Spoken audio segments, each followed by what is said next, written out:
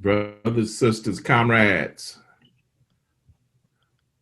we're going to start our program, this discussion, our forum, off with honoring those who came before us, our ancestors. As in our tradition, we first salute the Creator in heaven and all of our ancestors who sit at the feet of the Creator in the lifetime which is to come, Ashe. O ancestors, blacker than the skies at midnight and brighter than the noonday sun, and all the beautiful shades of Africa in between. Great ancient priests, warriors, mystic scientists, field slaves, house slaves, domestic workers, factory workers, freedom fighters. Give us the inspiration to fight 1,000 lions. Give us the enlightenment to rival the mysteries of the universe. And give us the sustenance to travel through the trackless swamps of disharmony. We always honor your names. We ask you to join us on this day of deliberation, Ashe. And we honor all of those who fought for our freedom, all those who died on the battlefield, all those who struggled in silence, and all those who advocated out loud for our people. Ashe. We also wish to acknowledge all of those who died on these days that motivated this great reckoning of our people. All those who were killed by police officers, security guards, vigilantes. We call upon those names. We ask for them to join us, to let us feel their pain, their anger, and to motivate us in action. Ashe. We also want to salute our political prisoners, our prisoners of war, and our exiles on this day, to remember that there are those who struggled and fought for us, but cannot be a part of this conversation with us. And we ask that we keep in mind their spirits, their destinies, and continue to fight for their release. In your name, we acknowledge Ashe, Ashe, Ashe, and freedom. Free the land, free the land, free the land, Brother Akinyele, to everyone here. I bring you greetings on behalf of the W.E.B. Du Bois Department at the University of Massachusetts, Amherst. We call it Amherst. That was the name of the colonizer that this town where we are is named for. But we, of course, acknowledge the land that we are on as the homeland of the indigenous Wakamtuk people here in the Connecticut Valley on Turtle Island, as my brother Stellan often reminds me. This collaboration with the Resistance Studies Initiative runs deep, runs to its very beginning, even before its beginning, on a search committee. And we are very proud of the work the Resistance Studies Initiative has been doing, is doing, and will continue to do. And we are glad to help co-sponsor this opening series for this coming academic year. I also bring greetings on behalf of the National Council for Black Studies, of which several of us are active members, board members, and officers. This organization is a part of the Black Studies movement. Black students helped to birth this movement. And on our campus, we are celebrating the Golden Jubilee, the 50th anniversary of our establishment as a degree granting, tenure conferring, full-line academic department on this campus. We had started earlier as a program out of the English department for a couple of years, but we became a full-fledged department in 1970. And by that, I mean we have been in a serious, official, grounded space for the kind of conversations we are looking to have today, the conversations we've been having for more than the past 50 years, conversations that have involved great ancestors, as we were just acknowledging, like James Baldwin, like Max Roach, like Chinua Achebe, and as well as our continuing network of folks, our greatest comrade of the department, the great revolutionary cultural artist and poet, Sonia Sanchez, and so many others that were with us in 2016 as we had an initial round of this conversation, but I'm glad for us to reconvene today, and they gave me less than half of 8 minutes and 46 seconds to give this, so I better cut it short, but we all know that tragic things can happen in less than 8 minutes and 46 seconds. We all know that things that can profoundly change the world can happen in less that time. And we are in that moment of change. So I ask you, are we ready for revolution? Think about that as we have this conversation today. My name is Mandy Carter, and I'm bringing you greetings from here in Durham, North Carolina. I self-identify as a Southern out-Black lesbian activist, and like Matt, who will also be co-moderating today, is also a UMass Amherst Resistance Studies Initiative Fellow, with a shout out to anyone else on this call today who's with us today as well, past, present. We have today, you mentioned 2016, that was 8 years ago, I remember very crystal clearly at being at UMass Amherst and having the conversation that we're even having about today, this conversation about a Black Lives, Black Liberation dialogue. So keeping in mind that question, strategies for the future question, I'm thinking here in North Carolina and across this country, there's a critical elections coming up on Tuesday, November 3rd, 55 days from now. So I'm going to just preface this with a question, sort of rhetorical. As a lifelong bridge builder with groups like Southerners on New Ground, the National Black Justice Coalition, how do we do bridge building intentionally between our Black communities and movement and white allies? And with that, I turn it over to Matt Meyer.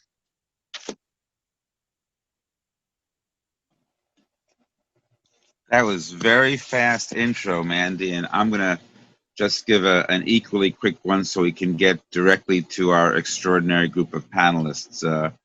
I want to give thanks to everyone here and say, yes, my name is Matt Meyer. I'm the Secretary General of the International Peace Research Association and long-standing member and leader of the War Resisters International and the Fellowship of Reconciliation. But it's a great honor today to be here as part of the Resistance Studies Initiative and welcoming this extraordinary panel on Uprisings 2020, looking at strategies now and in the future. I guess we really want to quickly jump into the four panelists, but I want to say for those of you that were not or are not aware, we started out with libations from Dr. Akinyele Umoja, who did not properly introduce himself, but an extraordinary scholar based in Georgia and a member of the National Council on Black Studies, which Dr. Shabazz is president of. So having said that, let's go right in. We have four panelists. I'm going to introduce all four of them quickly in the order they'll be speaking, and then they can flow from one to the next without interruption from us moderators. If I or we were to really give proper introductions to these four women, we'd be out of time, because the history making that they've done in their short and young lives has been nothing short of extraordinary. So having them together here to dialogue with one another and with us is something I've been excited about for days. We're going to start off with Dr. Molina Abdullah, who is professor and former chair of Pan-African Studies at California State University, Los Angeles. She was appointed to the L.A. County Human Relations Commission in 2014 and is a recognized expert on race, gender, class, and social movements. She's the author of numerous articles and book chapters with subjects ranging from political coalition building to womanist mothering. She is a womanist scholar activist. Understand that the role she plays in the academy is intrinsically linked to the broader struggles for the liberation of oppressed people. Professor Abdullah is, in that spirit, both a leader in the fight for ethnic studies in the K-12 and university systems, and was part of the historic victory that made ethnic studies a requirement in the Los Angeles Unified School District. She was among the original groups of organizers that convened to form this thing called Black Lives Matter. And she continues to serve as a Los Angeles chapter leader and contributed to the national leadership of the Black Lives Matter movement. She is a co-host and co-producer of the weekly radio show Beautiful Struggle, which airs on KPFK, part of the Pacific Radio Network. She serves on the board of too many organizations to mention, but also likes to add to her biography that she is a single soccer mom of 3 children residing in Mid-City, LA. Following Melina, we're going to have Andrea Jenkins. Andrea is a writer, a performance artist, a poet, and a transgender activist. She is the first African-American openly trans woman to be elected to office in these United States. We don't usually favor electoral activists within the empire, but that is truly an achievement worth applauding and celebrating. Jenkins moved to Minnesota to attend the University of Minnesota in 1979 and was hired by the Hennepin County government, where she worked for a decade. She's worked as a staff member on the Minneapolis City Council for 12 years before beginning work as curator of the Transgender Oral History Project at the University of Minnesota's Jean Nicholas Tretter collection in gay, lesbian, bisexual, and transgender studies. Following Andrea, we're going to have Dequi Kiona Siddiqui. Dequi is chair of the Malcolm X Commemoration Committee here in New York City, and she's a co-editor with me of the book Look for Me in the Whirlwind, From the Panther 21 to 21st Century Revolutions. Dequi is a Black feminist, educator for liberation, artist, and poet, an activist working on behalf of and with U.S.-held political prisoners and prisoners of war. Dequi led the Sekou Odinga Defense Committee campaign to win a victory in November 2014 of the release of the Black Panther, Black Liberation Army leader, who also happens to be her husband, Baba Sekou Odinga. Dequi is also organized with the Northeast Political Prisoner Coalition, with the New York City chapter and National Jericho Movement for Amnesty for Political Prisoners, and was a former member of the National Council of Formerly Incarcerated Girls and Women. Dequi is co-host and co-producer of Where We Live, a weekly public affairs show from the BAI Pacifica here in New York. And I always say this when we go out speaking as co-editors and co-authors, she's one of the best grassroots organizers I've ever met. And then finally, bringing us home, we're going to hear from the extraordinary Rose Brewer. Dr. Rose Brewer is a scholar activist, a sociologist, and the Morse Alumni Distinguished Teaching Professor of African American and African Studies at the University of Minnesota, Twin Cities. She writes extensively on gender, race, class, Black radicalism, and political change, publishing over 80 articles, book chapters, and essays, as well as several books and edited volumes. She was a founding board member of Project South, the Institute for the Elimination of Poverty and Genocide. She's a founding member of the Black Radical Congress. She is an organizer of the U.S. Social Forums in 2007, 2010, and 2015, And right now, just in this moment, is a member and leader of the People's Strike Network that emerged last April and initiated last May 1st. She has a long history of fighting for Black lives and radical change in Minneapolis, Minnesota, and throughout the empire. I think on that note, I will close the introductions and say, Sisters Melina, Andrea, Dequi, and Rose, thank you for joining us. And without any further interruptions, one to the next, to the third, to the fourth, please take it away and enlighten us with your thoughts. Thank you. Thank you so much for convening us. I'm so grateful to be here. I'm so grateful to be among such amazing people and sisters, especially. I kind of wish I hadn't heard all of your bios before I speak, because now I'm going, what do I have to contribute to this conversation? But I'll try to get my remarks out the way quickly so I can hear from you all. What Matt asked us to speak about, or asked me to speak about, is this current moment of uprising. And I was grateful to be a part of the initial convening where I met Dequi and had time to build. It was really a beautiful space before COVID, where we had time to take walks and share meals and really kind of get to know each other in a really important way. A lot of times when we think about organizing, we don't think about how much relationship building has to be a part of organizing. You know, there's when I think about the words of Adrienne Marie Brown around organizing can only move at the speed of trust, right? And sometimes we skip that part, the trust part. And I think that many of us who are on this call have been able and fortunate enough to build trust with one another, which makes our organizing effective. So again, I'm grateful to be here. And I'll just jump into what I think about this moment and what I hope that all of us, I see that there's 162 participants. So I'll also take the wisdom of my mother. Anytime you have a group assembled, ask them to do something. So here's where we are. Here's where I see we are. I was fortunate enough to be one of the 30 or so people called together to form Black Lives Matter.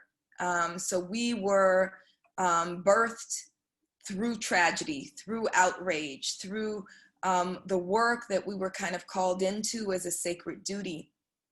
On July 13th, 2013, George Zimmerman was acquitted for the murder of Trayvon Martin, and Los Angeles, like many other cities around the country and around the globe, erupted. And for 3 days, we engaged in what we call intuitive organizing. We I know this is a university platform, so I won't use the word I want to use. We shut things down and did a lot of work, a lot of marching, a lot of protesting. And on the third day of that protest, where thousands of us were in the streets, tens of thousands of us were in the streets, my students, my biological children included, on that third day of protest, it was the first time in this Black Lives Matter movement that we shut down a freeway. The 10 freeway was being shut down. I had to hold my 3 young children back from marching onto the freeway. My 9-year-old was insistent that we get on, but I told Tandiwe that would be bad mothering.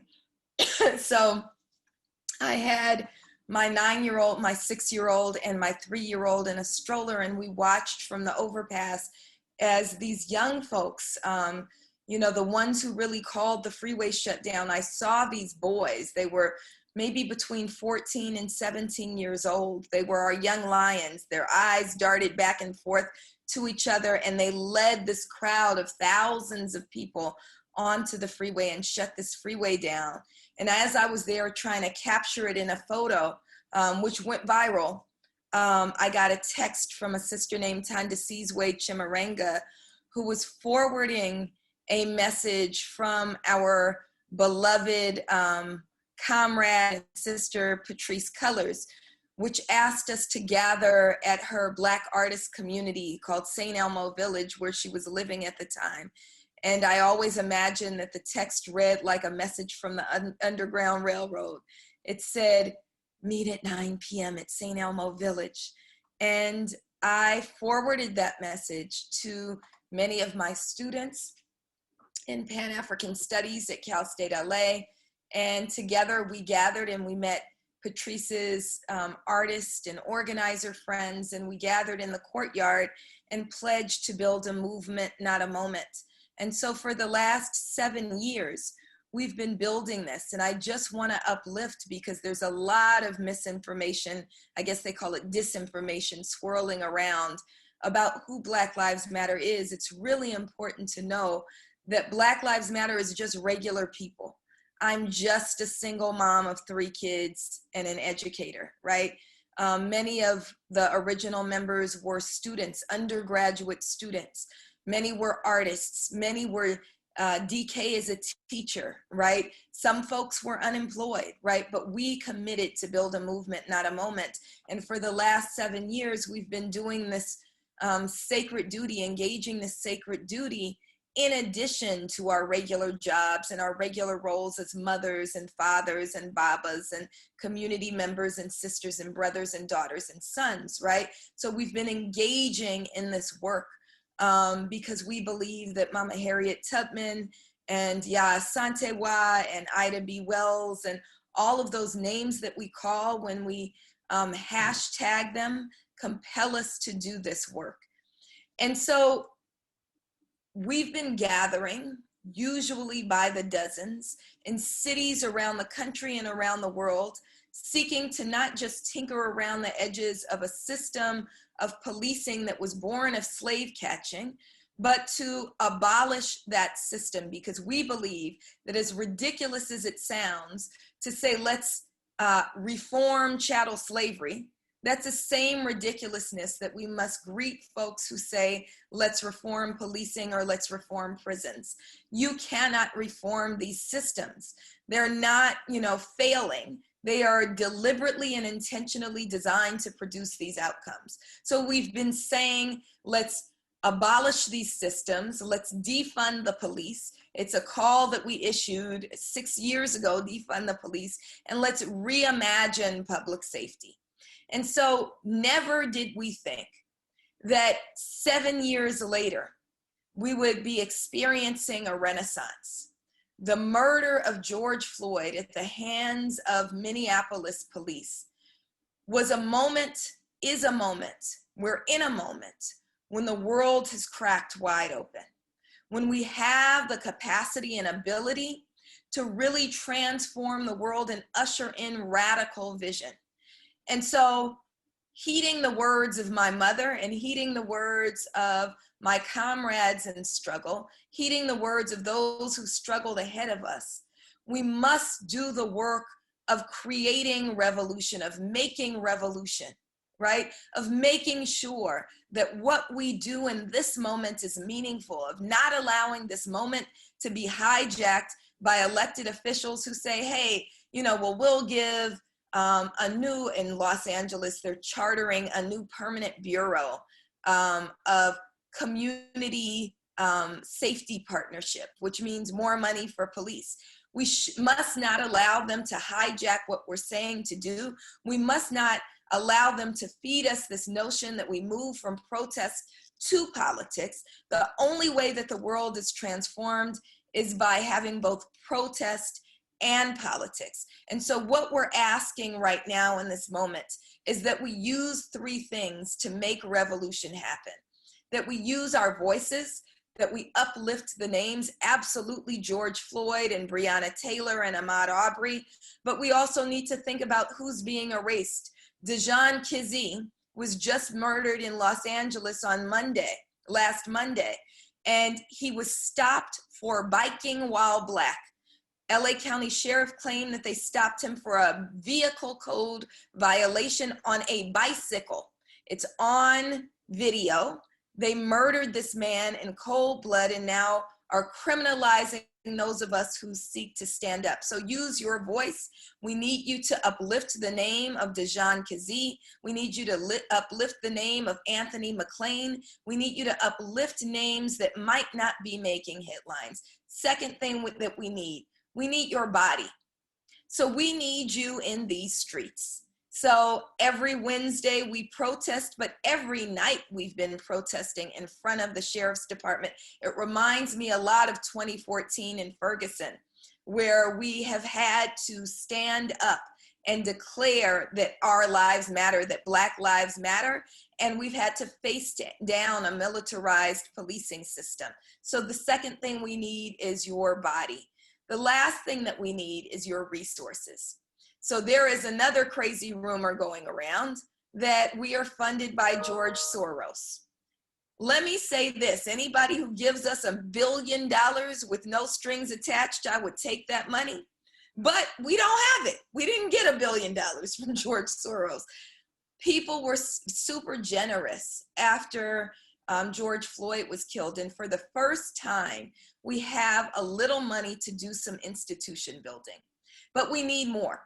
And families need money. So we are directing folks to asking folks to fund these families and to fund Black Lives Matter, which needs to build into its next phase. So you can always donate to your local Black Lives Matter chapter or to blacklivesmatter.com, or donate. We're driving donations right now in this moment to the family of Dejan Kazee, who doesn't even have enough money to bury him.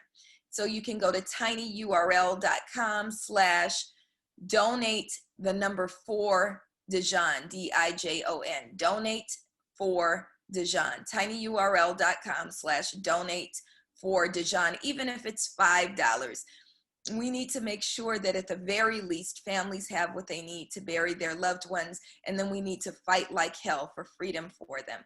The last thing that I'll say is that they have now declared Black Lives Matter the largest movement in global history. Global history. So it's really important that we not go home, that we maintain our movement. Movements can't create transformational change by going home after you think it's over, or by going home after 3 months or 4 months of uprising. We have to stay in these streets. And so we need us to make sure, just like it took hundreds of years to free us from chattel slavery, we need to take whatever time is necessary to topple the systems of policing and of prisons and to usher in a free world for Black people and, by extension, all people.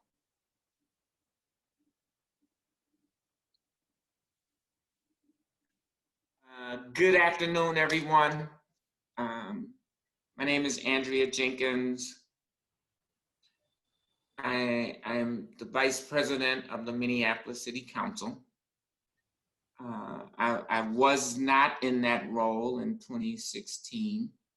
I was an activist and artist, and fighting for the movement for Black lives. I'm still doing that as a member of the Minneapolis City Council. I have to say, Sister Melina, it's really challenging to follow your brilliant lead into this conversation, and the work that you and so many others have been doing to move this work forward, to continue in this struggle day after day, week after week, year after year, and now we are at a moment. It is very true. So, as the Vice President of the Minneapolis City Council, I represent Ward 8. Ward 8 is on the south side of Minneapolis. It is an historically Black community that has been challenged by what some call gentrification. We are seeing the shifting demographics of this community, but trying to maintain and hold on to the cultural context that many know this community for. Working class Black community, one of the first communities where African Americans in this city were able to begin to purchase homes and build economic presence and communities beyond the broader cultural community. But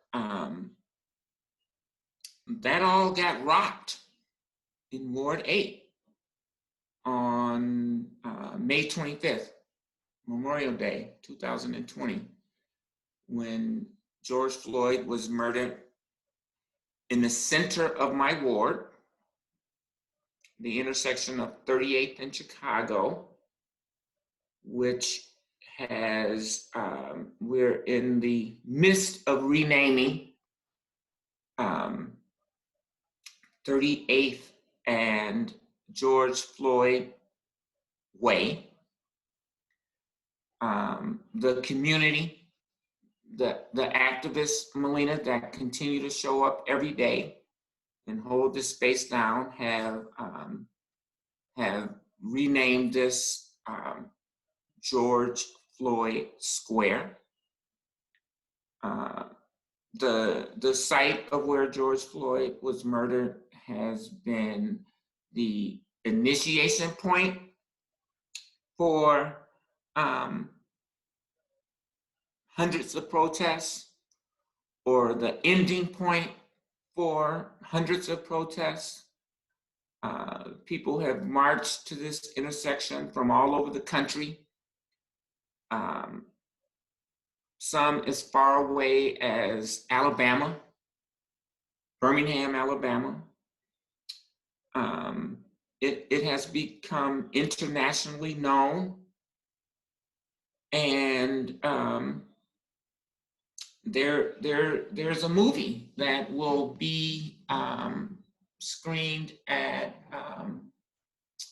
the Cannes Film Festival called The Epicenter. And certainly it is an epicenter. I would say the second epicenter, right? There was Ferguson in 2014. And then in Minneapolis, we had in 2015, we had a tragic, unfortunate situation where a Black man was killed within 61 seconds. So as was noted earlier, a lot can happen in 8 minutes and 46 seconds. A lot can happen in 61 seconds as well. My colleagues and I, on June 5th, made a pledge to defund the police. And that set off a frenzy all over the country about what does defund the police mean.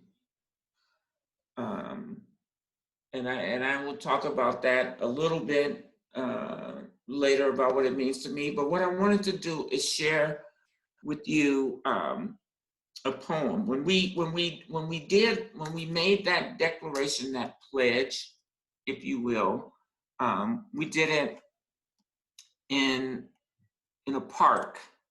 As you all know, we are in the midst of a global pandemic that has uncovered the deep systemic racism that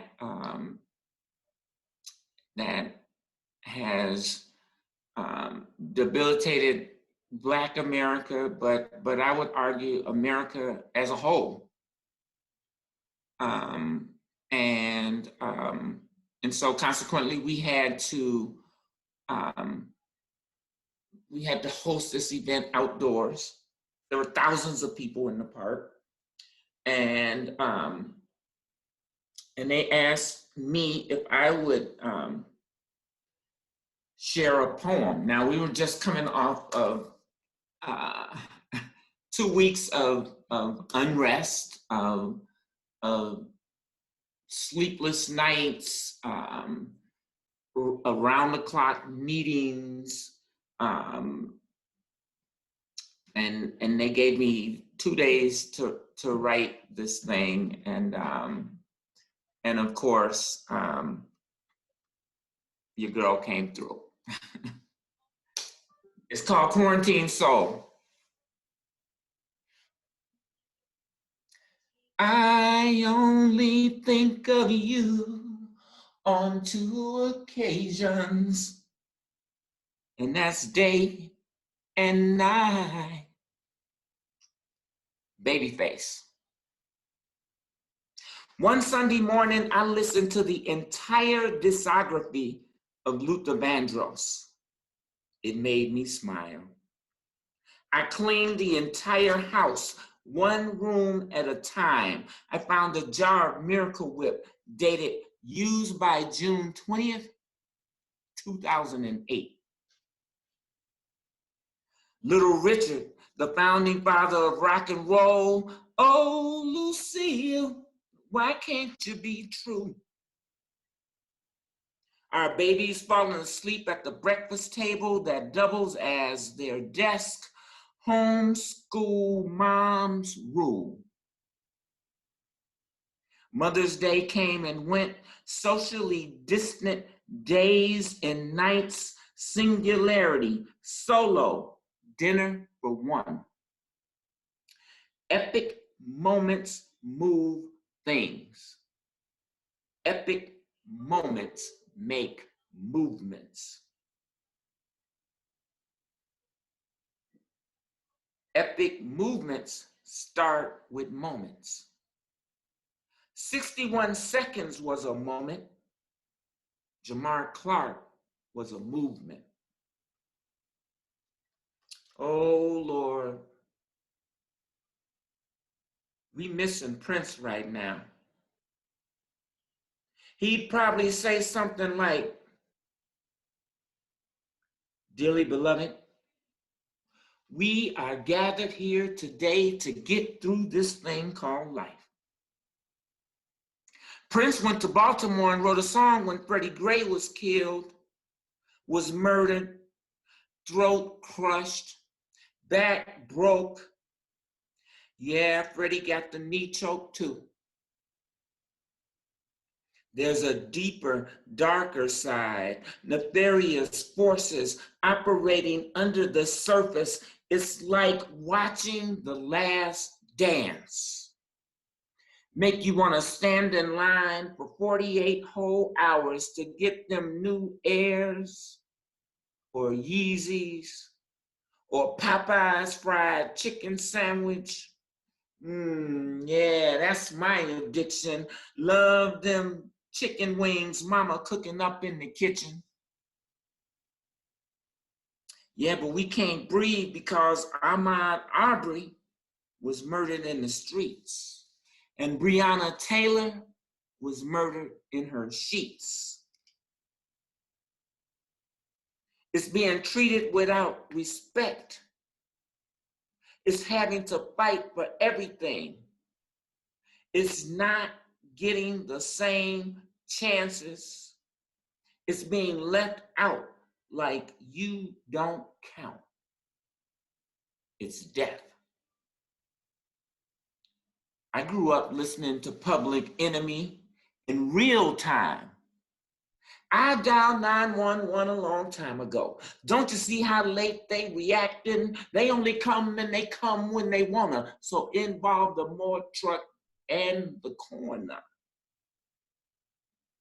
quarantine blues, sitting at home, thinking of a master plan.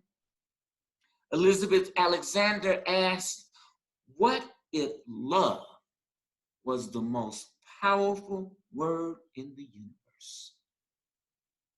We sing songs, dance dances, paint pictures, documenting our pain for the world to witness. But nothing changes. Nothing ever changes.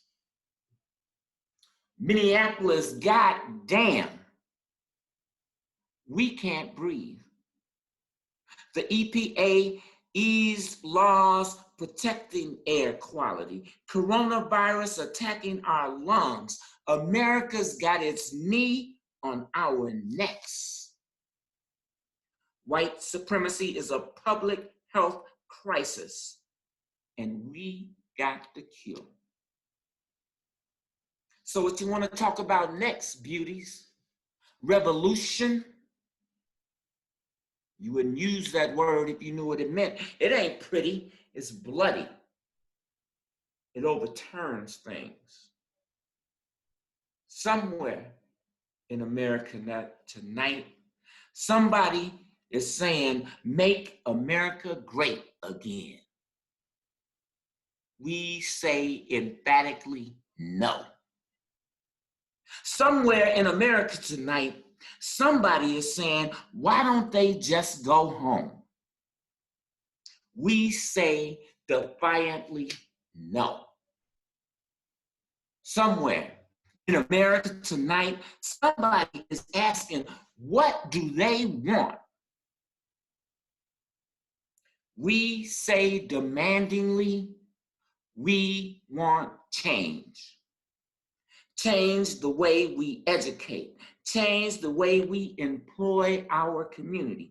Change the way we live and treat each other. Change the way we police our communities. There's a new breeze blowing in. Young voices are taking over. When you put your knee on George Floyd's neck, young voices said no. They said, when we know justice, you will know peace. No justice, no peace. Hashtag Ayanna Dior. Melina said we should always provide an action when we have a crowd. Stop killing Black trans women. Thank you. So we talked about defunding the police.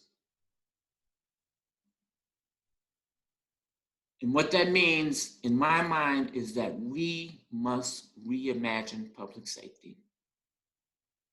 We must create a public safety continuum that protects everybody in our community, that is responsive to our communities, that is controlled by our communities, and that meets the needs and desires of our community.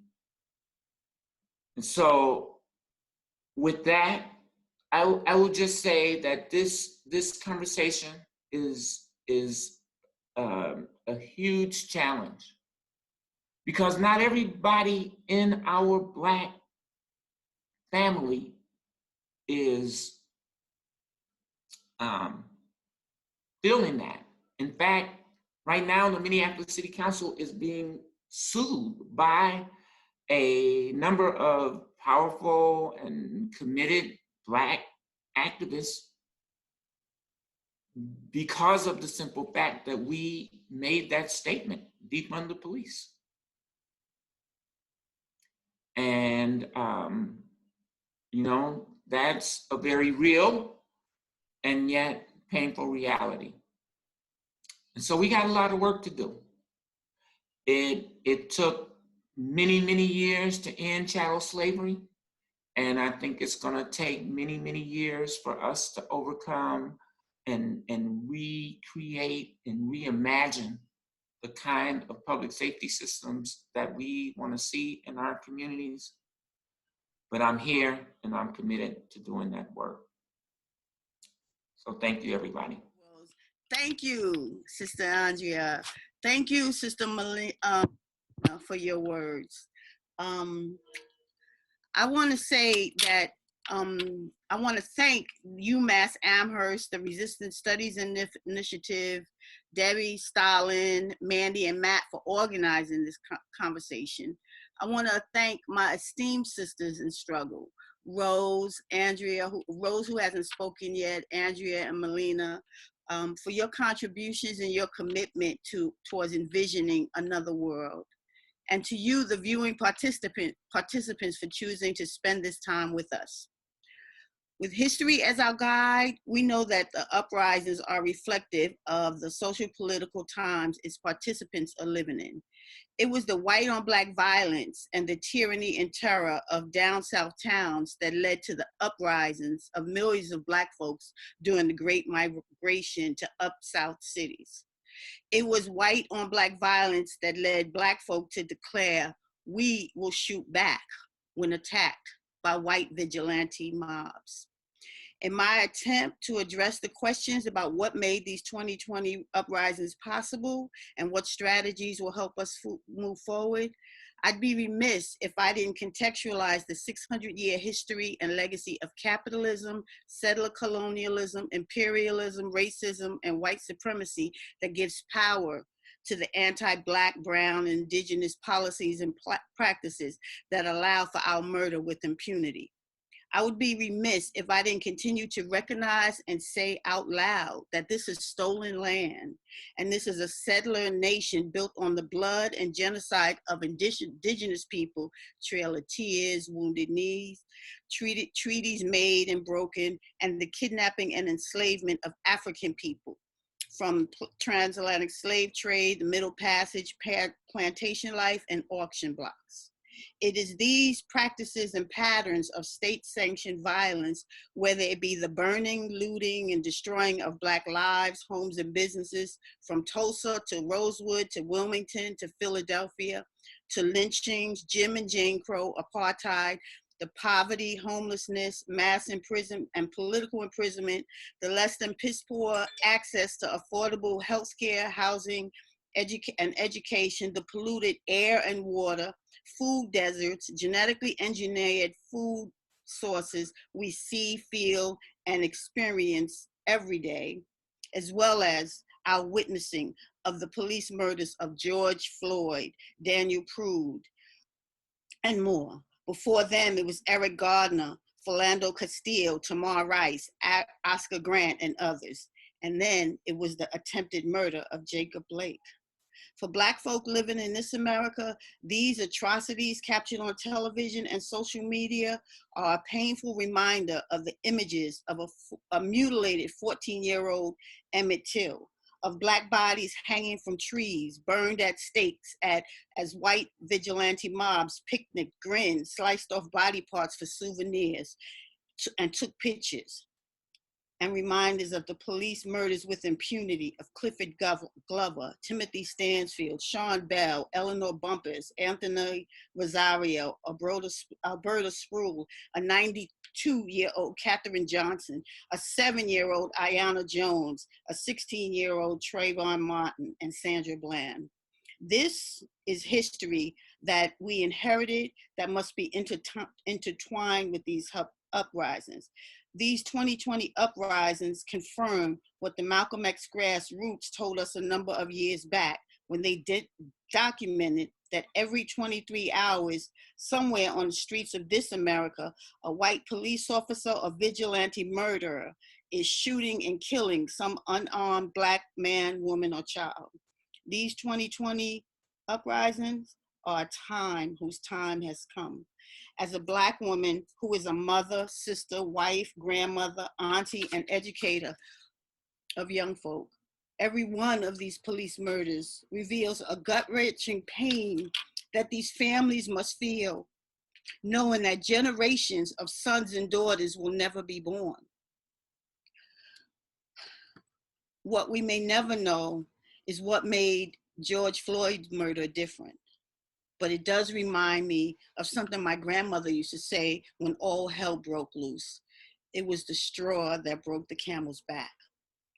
This breaking of the camel's back compelled hundreds of thousands of people, young and older, Black, brown, white, and Asian, across America and the world, to take to the streets and protest and declare that enough is enough. For the first time in a long time, most everyone here and around the world saw what we Black folks have always known about how dangerous it is to be Black in America. We know that police violence and murder doesn't happen in a vacuum. We know that it is woven into the fabric of Black oppression and Black life here in America. It is why Imam Jamil Al-Amin, the former head of SNCC, known then as H. Rap Brown, said violence is as American as cherry pie. It is centuries and generations deep.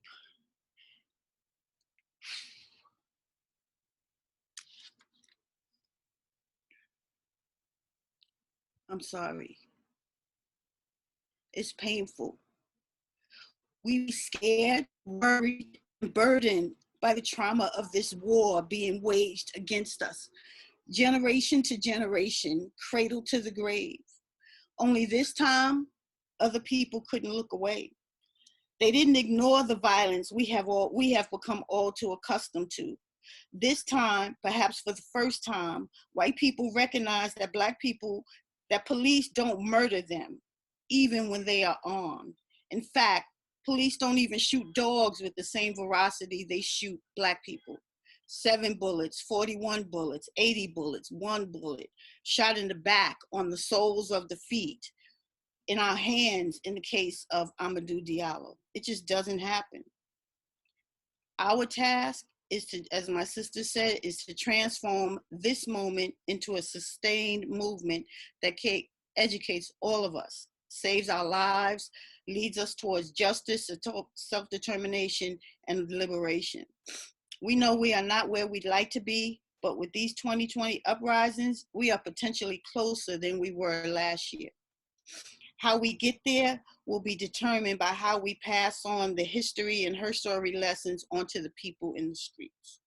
How we confront and challenge the systemic devaluing of Black lives that is inherent in capitalism, imperialism, colonialism, racism, and white supremacy. How do we do what Bobby and Huey did and seize the time to pass on to others who aren't aware of this history or these social political realities that led us to this moment, or the people who participated in these moments. This, in the words of our great organizer and ancestor Ella Baker, is the only way that struggle survives. That said, I have 4 ideas, strategies. One is identity. That is a powerful marker. It's been said that a people who don't know who they are will perish. James Baldwin said it best when he said, "I am not your Negro." Well, neither am I. I am an African, Cherokee, Shinnecock, radical Black woman who didn't ask to be your American. It is a citizenship that was forced upon me as a result of the capitalist commodification and exploitation of my ancestors. Identity helps us to know who we are and how we want to be and to live and be. It can be a weapon, a tool that helps us not only to survive this anti-Black establishment, but to thrive, resist, and organize. Sadly, most of us don't have a strong identity. We have not been educated to know that we are colonial subjects, forced into American citizenship by way of kidnapping and enslavement, forcing us to become disconnected from our histories and her stories, languages, cultures, traditions, the way we eat, how we pray, bury our dead, honor our dead, everything about us. Sekou has often said, you ask a dozen or so Black people who they are, and you'll get 20 different explanations. But ask an Italian, Irish, Jewish, or Puerto Rican the same question, and they'll tell you, I'm Irish, Italian, Jewish, Puerto Rican. Why is that? Because no matter where some people are located geographically, if they haven't been taught to be disconnected, they recognize themselves as a racially, ethnically identifiable people. This is what this nation of Black folk need. We need, as Sekou often says, a cultural revolution to remind us of who we are and why. Our sister Andrea has mentioned defund the police. I agree. I think that it must also be broadened and contextualized. Defunding the police the way that the politicians and some of our misleaders represented is a Band-Aid, a token reform. It's not enough.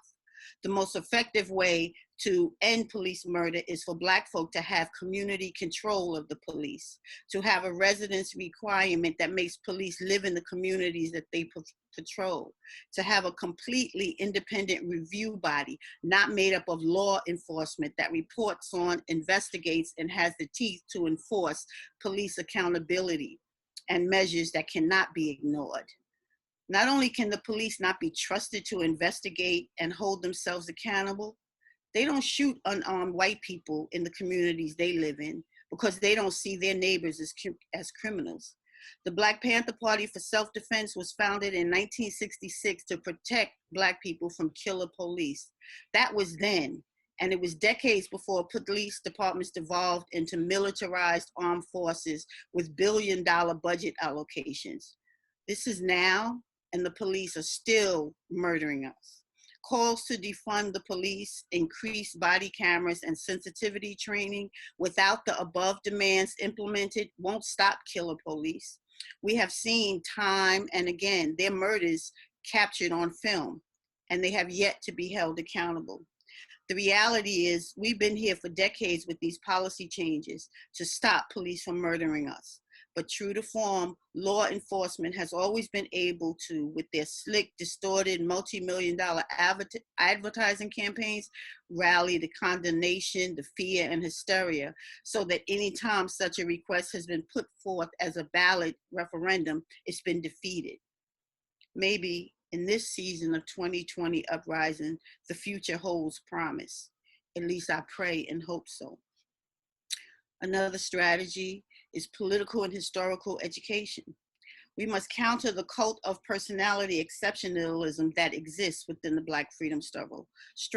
While it is indeed wonderful to hear the words of Assata Shakur invoked at many protests and events, it is deeply troubling that there is no mention of Assata being part of a movement or of her comrades, Veronza Bowers, Jaleel Muntakim, Russell Maroon Schultz, Ed Poindexter, Imam Jamil Alameen, Chip Fitzgerald, Dr. Mutulu Shakur, and particularly an 84-year-old Sundiata Akoli and Kamal Siddiqui, who are her two co-defendants, who have been unjustly and politically imprisoned for the past 40 and 50 years for participating in the same uprisings she did in the 1960s and 70s. These are our political prisoners from the Black liberation struggle, who also taught us to fight, to be courageous, to serve the people, to be truth tellers. They deserve to be among the names called out at gatherings, with lines from their poetry and freedom dreams included in our work. Let's put together a strategy that includes our political prisoners and prisoners of war in all the ways and arenas we struggle. So that we are no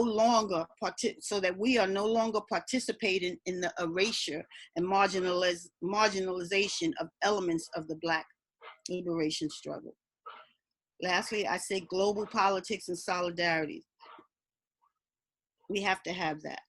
The 1960s saw a tremendous inspiration and value with oppressed people of the world fighting capitalism, colonialism, and imperialism, and for justice, self-determination, and liberation.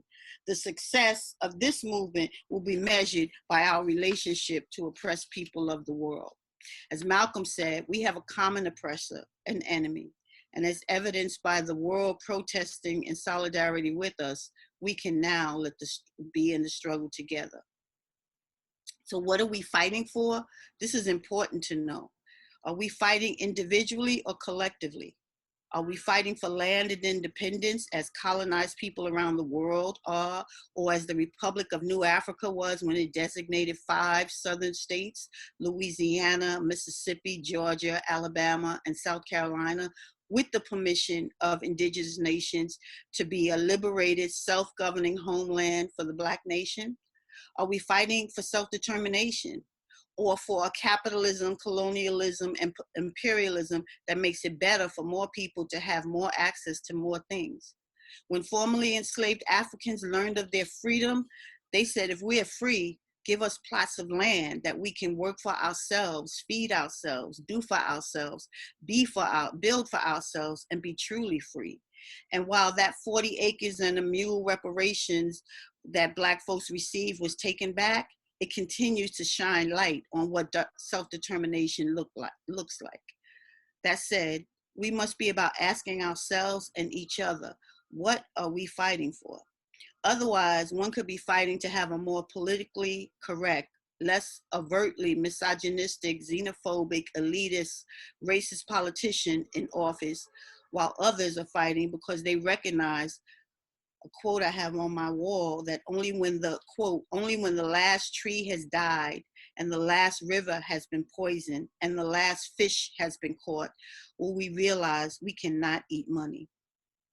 I close with this: global solidarity, land and independence, identity, community control of institutions in our communities, political and historical education, a critique of capitalism, colonialism, imperialism, and of course, the freedom of our political prisoners and prisoners of war must be part of our work for justice. These are the methods we can use to teach some and remind others that freedom is a constant and protracted struggle. It ain't free. It ain't never been given by the oppressor. And none of us is free until all of us is free. Freedom is only won when generations believe it is their duty to resist and carry the struggle further. This is the where we were, where we are, and where we are going that will carry us forward. I say to you, the uprisings led by the Black Panther Party left us a legacy of free breakfast in school, health clinics, food pantries, sickle cell anemia testing, gender violence programs, welfare rights, and for a short time, an end to killer police murdering unarmed Black people on the streets of America. What will our legacy be? Dare to struggle, dare to win. Thank you. Thank you. Thank you so much. I want to begin by paying homage to all of the panelists who have come before me with their incredible insights, extraordinary comments. We are in such a defining moment. I'd also like to give recognition to that time 4 years ago in 2016 when we were on the campus of UMass. It was an incredible set of circumstances that brought us there, but certainly we were all thrilled that Baba Sekou Odinga had been released from prison, and that it was the 40th anniversary of the Combahee River Collective, on whose shoulders we stand as we talk about the simultaneity of oppression of all our peoples. So it was a wonderful, wonderful time, and it is incredible to be here with my co-panelists today. The radical impulses which inform this era of struggle are drawn from the longue durée of revolutionary Black politics, political resistance for self-determination, and social transformation. These are enduring tropes. I insert myself in this history living in Minneapolis, Minnesota, in the context of the murder of Mr. George Floyd and the uprising in its wake. In the context of this state, where white settler colonialism that initiated the state was propagated by the genocidal removal of the Dakota people, into the current period where structured legacies of inequality are ongoing, practices of white supremacism and in the protection of property, of capital.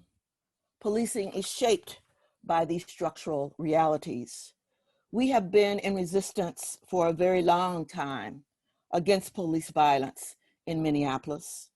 We have woven a narrative of struggle because this violence is in the very fiber of the state against Black communities long before George Floyd. And when I say state violence, I mean violence as impoverishment, educational dispossession, carcerality.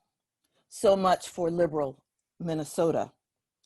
The assertive demand now and then is to value and respect Black lives, to stop killing us, Black lives in our multidimensionality. Youth, the economically dispossessed, the lower strata of the Black working classes, some of the middle classes are at the core of this uprising moment. Moreover, at the center are women, genderqueer, gender nonconforming, Black radicals rooted in revolutionary Black feminist praxis, that which was propagated by the Combahee River Collective, 40 years ago, placing front and center the simultaneity of oppression, articulating the deep interrelationality of white supremacy, patriarchy, capitalism, gender sexuality, race, and class, articulating a frame, a theoretical praxis that guides the present moment. I lift up for a moment the long-term revolutionary struggle that on whose shoulders we stand. We know, as Sister Dequay has noted, that the Black Panther Party, the work of Assata Shakur and all the other political prisoners undergird much of the struggle. It is our duty to fight for our freedom. And they said it, and we must say it. It is the connecting mantra which brings and must bring our movements together. The current insurgency marks a profound shift in consciousness. For many on the left, it means that we are in a nature of change that centers the police, but also challenges all the other inequities that we're confronting.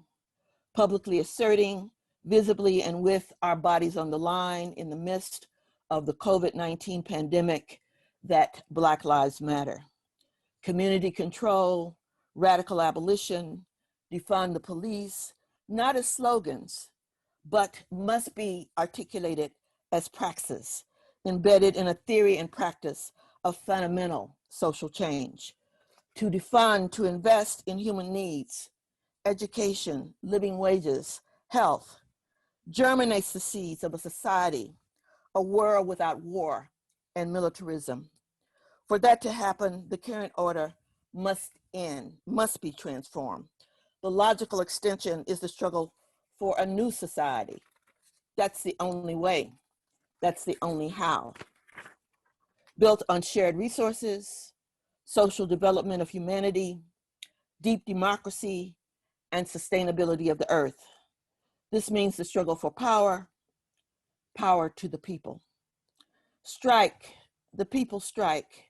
Rent, housing, health, workers, general strike at the heart of strategic direction today, and are increasingly being visibilized in the fight for social change.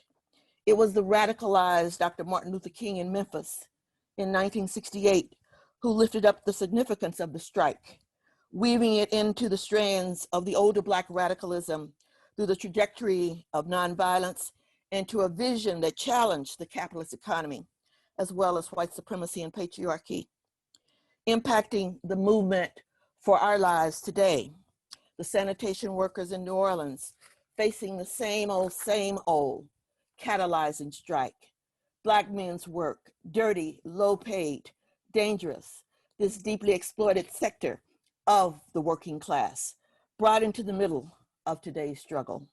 Black women's labor, reproductive, cooking, caring, productive, cleaning, processing chickens, poorly paid, dangerous, deadly, unpaid, unrecognized.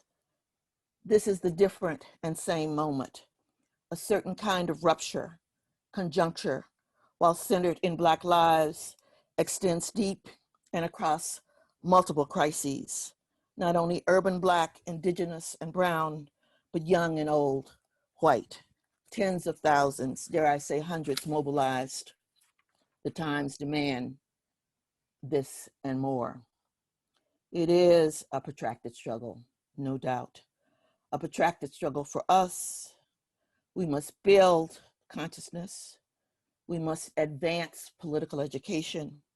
We must escalate the development of strategy and strategist.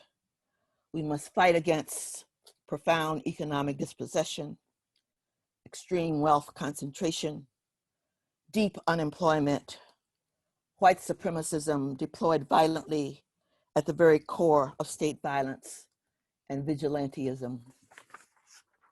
Given this, always on my mind, Amilcar Cabral, the great architect and Pan-Africanist revolutionary of Guinea-Bissau and Cape Verde.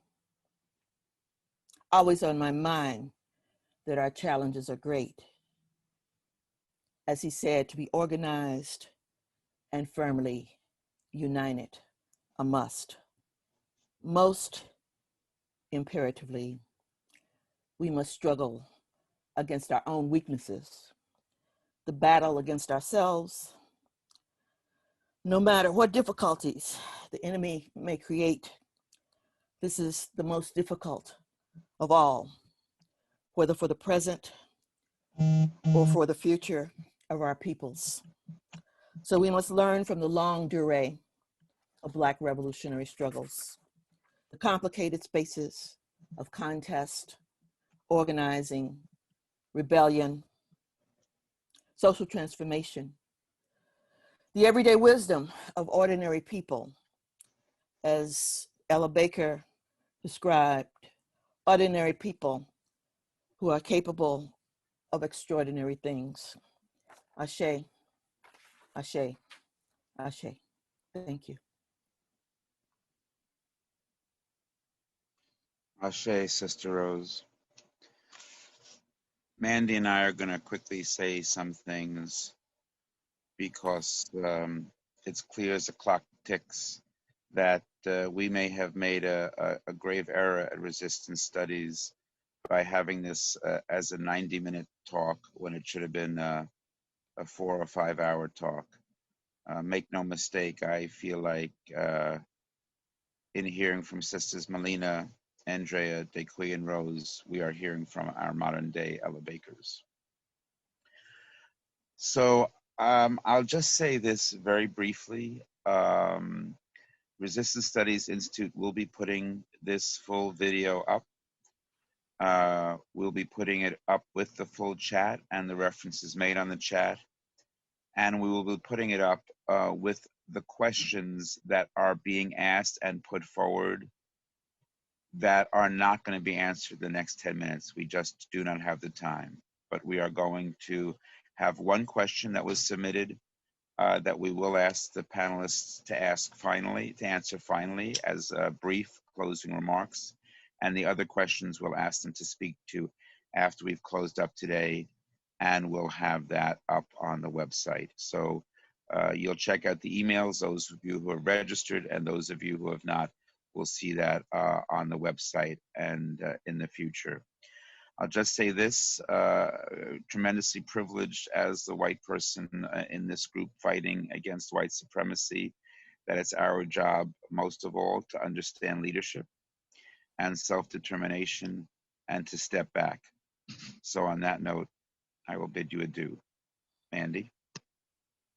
Well, first of all, I also want to add my huge thank you and gratitude to all of us on the screen right now.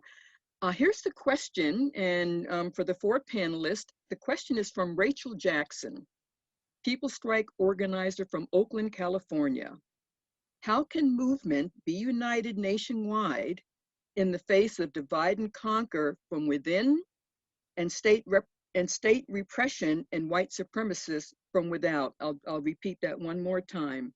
How can movement be united nationwide in the face of divide and conquer from within and state repression and white supremacists from without? So you can either go ahead and each one take their turn, or we can just go in the order. Melina, just the way we did the speakers. It's up to each one of you. So maybe we'll just do that. Melina, do you want to start? Is she here? Oh, maybe. No, she's not here. She had to leave. It would be Andrea, Dequi, and wrap it up with Rose. That is a very challenging question. I think I mentioned in my comments that we discussed defund the police, and the city is being sued by a group of Black folks who have very, very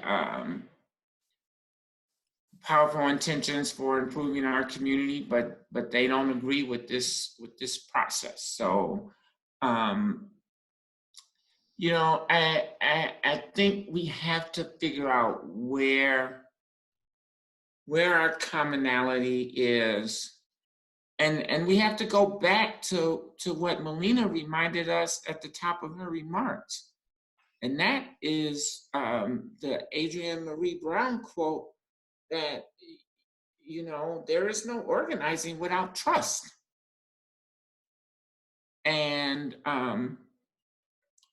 the power of white supremacy, the power of the slave indoctrination is that it taught us to mistrust each other. Yep. And that's where our work has to begin. Mm-hmm. Thank you for that, Andrea. I agree. I think that there is unity, but there's also not. And I think that it's important. I think it's important to work with those people that we can, unite with the people that we can on whatever the politics are of the work that you're doing, because it's not likely that we're ever going to get all the people. So we work with who we can and who is of like mind, and you don't tire yourself out and frustrate yourself to the point that that you can't do it, because that you can't do the work because we are all not at the same place at the same time with our political development. It's like what you said, Andrea, that there are people, Black folks, who are calling to not defund the police, right? So we're not going to all agree, but what are the things that we can agree on to work on together? And as far as the white supremacy, we deal with that every day. You go to the grocery store, you're dealing with white supremacy, the neighborhoods we live in. So I think that one of the things is that people need to do self-defense training. Like Akinyele wrote that book, We Will Shoot Back. What did people do to defend themselves, to arm and defend themselves? What did people do to arm and defend themselves with knowledge, right? What physical stuff? I mean, it's like creating troops of people where we are protecting ourselves and each other. Because white supremacy is, what is it, 600 years now, 400 years, right? Right, at least, right? If we're here for 100 years, we can't do enough work to dismantle it. So we just got to keep passing it on and chipping away at it, most importantly, in our people's hearts and minds. Yeah, that's a tough question. I'm just reminded of Andrea's point. We do have class differences in this country, and we have to be very clear, going back to Sister Dequi's point, that not everyone is in this fight in the same way. And I do think that we have a whole lot more study and struggle to engage in. This is not the same political moment as 50 years ago, as 25 years ago. We're confronting all kinds of challenges, including an increasingly technologically driven society where none of us are needed for work. So just really thinking through what are the tensions that undergird the current moment, and the ideology that is really pressing the violence. This is very intentional in a moment of just multiple crises. And Rachel, I would say that protracted is to put it simply. That more people are in the fight than before, but we have a long and delicate way to go. No easy or quick answers. Again, I'm always reminded of you know, that those struggles that came before, some lasting decades. So get ready. This is not going to be resolved in a few moments. That's for sure.